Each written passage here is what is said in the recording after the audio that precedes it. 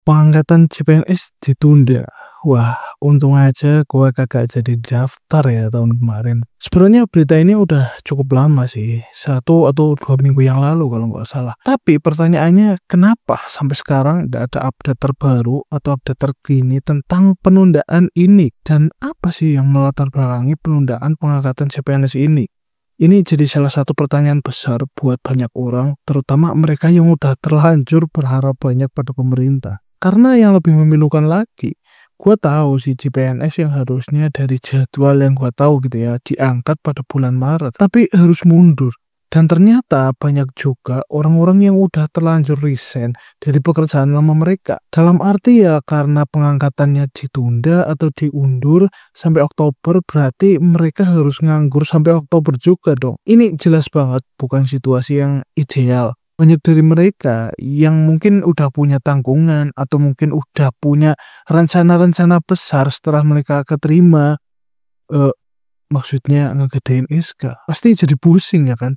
Dan pertanyaannya, dengan jumlah penerimaan yang segitu banyak, mungkin wajar lah kalau gua bilang bahwa pegawainya bakal kebanyakan. Dan ini nggak relate sama sekali dengan yang namanya efisiensi anggaran yang sekarang lagi dilakukan oleh pemerintah. Apakah memang pemerintah sedang butuhin pegawai sebanyak itu untuk sekarang ini? Ya, ini tentu saja jadi pertanyaan yang menarik gitu. Menurut gua, di satu sisi mungkin ada sektor-sektor tertentu yang memang ngebutuhin tambahan pegawai yang lumayan banyak. Tapi di sisi lain kita juga harus mikir soal efisiensi anggaran yang sekarang ini lagi dilakuin, lagi coba buat diterapin. Jangan sampai penerimaan CPNS atau CASN yang besar-besaran kayak gini malah jadi beban aja buat negara. Dan ya seperti yang kita tahu, jumlah pelamar untuk CPNS di tahun 2024 kemarin itu mencapai 3,9 juta orang, Bre. Dan dari jumlah itu, 1.535.206 pelamar telah melakukan pemberkasan. Ya, ibaratnya udah ikut seleksi gitu. Mereka-mereka yang udah daftar ini kebanyakan adalah ya emang ada yang nyari kerja, benar-benar nyari kerja. Dan ada juga yang emang cita-citanya jadi PNS, entah itu disuruh orang tua atau demi memenuhi ekspektasi calon mertua juga. Dan tentu saja dengan adanya penundaan ini membuat banyak orang jadi menganggur. Padahal mereka udah lewati proses seleksi yang ya bisa dibilang lumayan panjang lah. Dan tentu saja proses ini ya melelahkan juga karena memakan waktu dan tenaga juga pikiran. Dan penundaan ini pasti ya bikin mereka jadi kecewa juga. Jadi bisa dibilang penundaan pengangkatan CPNS kali ini itu menimbulkan banyak pertanyaan dan kekhawatiran juga. Dan plot twistnya, mereka semua bakal nganggur sampai bulan Oktober 2025. Secara singkat, PNS di Indonesia dimulai sejak masa pendudukan Belanda pada tahun 1865 sampai 1878. Pemerintah kolonial Belanda mendirikan Hoofden School atau sekolah para pemimpin untuk mendidik calon pegawai negeri sipil pada saat itu. Baru pada tahun 1900, pemerintah kolonial mengubah Hoofden School menjadi Opleiding School for susah banget ya.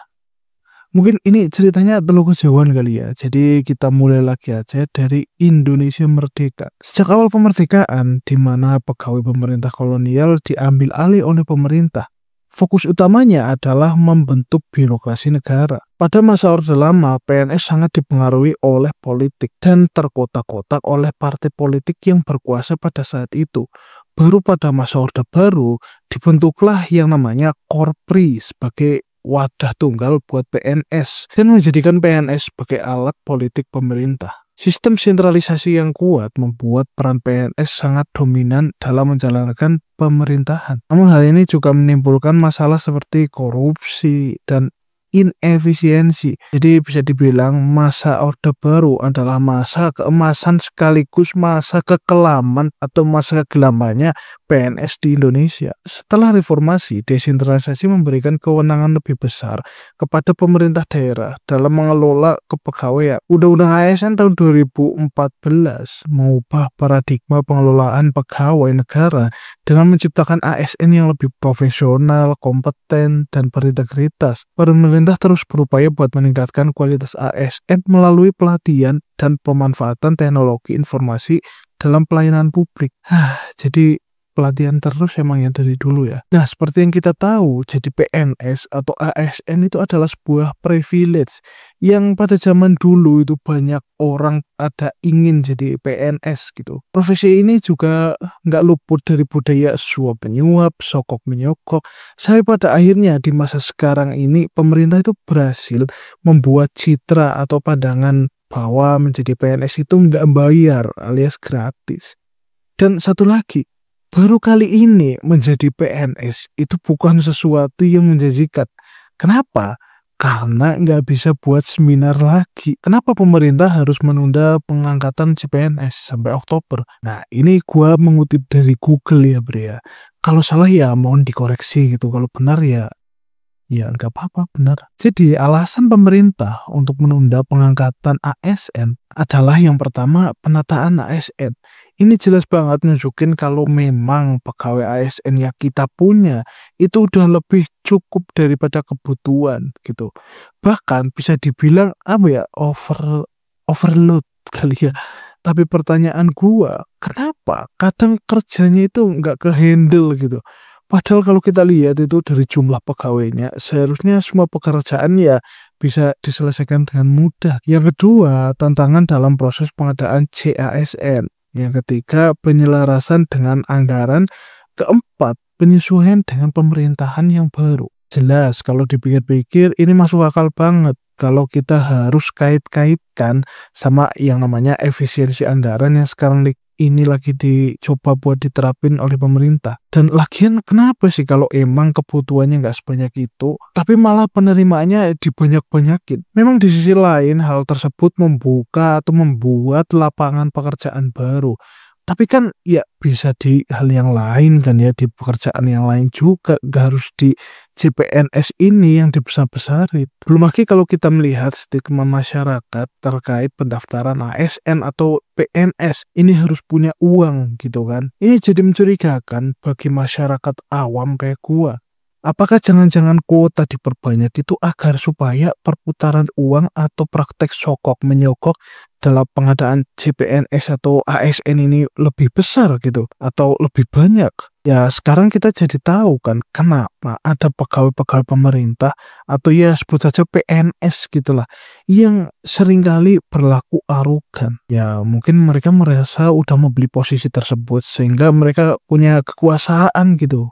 Mungkin tapi ya. Dan kemungkinan lain yang bisa saja terjadi selain dua kemungkinan tadi adalah ternyata pemerintah sedang melakukan blunder. Iya, blunder.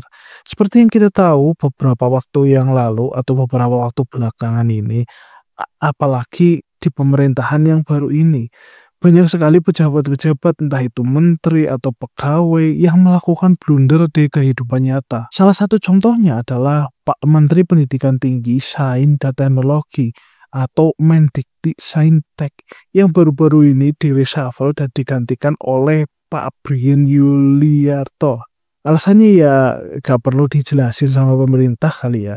Masyarakat juga pasti tahu lah alasannya kenapa. Ya karena blunder. Lalu bagaimana nasib 827.973 pelamar yang dinyatakan memenuhi syarat untuk menjadi seorang ASN? Ya gak tahu sih. Pemerintah sih bilang gitu ya, gak usah khawatir soalnya kan udah pasti diangkat ya karena udah dinyatakan lulus juga. Tapi ini bukan itu masalahnya sih Pak. Masalahnya gimana masa depan mereka dari bulan Maret sampai bulan Oktober nanti? Apalagi kebanyakan dari mereka kan ya taunya mereka bakal dilantik atau diangkat bulan Maret. Dan kebanyakan dari mereka ya udah pada resign lah dari pekerjaan mereka sebelumnya. Dan kalau gak ada solusi yang benar-benar tepat, ya gua harus ucapin selamat sih. Gua harus ucapin selamat kepada pemerintah yang telah menciptakan 800.000 pengangguran baru selama 8 bulan ke depan. Karena jujur aja, baru kali ini loh menjadi PNS adalah sebuah profesi yang tidak menjanjikan sama sekali. Pertama karena risiko nggak diangkat-angkat kayak sekarang ini.